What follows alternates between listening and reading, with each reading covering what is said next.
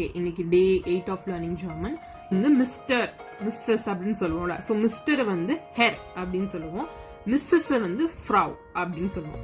நீங்க வந்து யோசிப்பீங்க என்னடா இது கேர்ளை வந்து கேர்ள் தான் நம்ம ஹேர் ஹிம் அப்படின்னு சொல்லுவோம். இங்க வந்து அப்படியே ஆப்போசிட்டா இருக்கு பாருங்க. நீங்க சும்மா நீங்க வந்து ஈஸியா மனப்பாடம் பண்ணணும் அப்படின்னா ஓகே, கொஞ்சம் ஆப்போசிட்டா வரும் அப்படின்னு நினைச்சு நீங்க மனப்பாடம் பண்ணிக்கலாம். மிஸ்டர் அப்படின்னு வரும்போது ஹேர் கொஞ்சம் ரைமிங்கா இருக்கா அப்படி வச்சுக்கோங்க.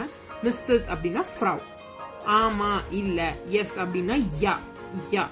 நோனா நெய்ம் நெய்ம். நாட்னா nicked nicked. ஓகேவா? நீங்க வந்து என்னடா நிக்ட் இங்க கேள்விப்பட்ட மாதிரியே இருக்கு அப்படின்னு நினைச்சிருப்பீங்க. நல்லா ஞாபகப்படுத்துங்க. லாஸ்ட் டைம் வந்து நம்ம நைட்டை வந்து என்னன்னு சொல்லுவோம், அது வந்து நக்ட், இது வந்து நிக்ட். இங்க அங்க ஏ இருக்கும், இங்க ஐ இருக்கும், அவ்வளவுதான் வித்தியாசம். ஓகேவா? அடுத்து வந்து இப்ப லாஸ்ட்ல நம்ம பார்க்கும் போது பாய்க்கு வந்து வேற பார்த்திருப்போம். என்ன ஃபார்முலா சொல்லும் போது ஆஃப் சஹன்.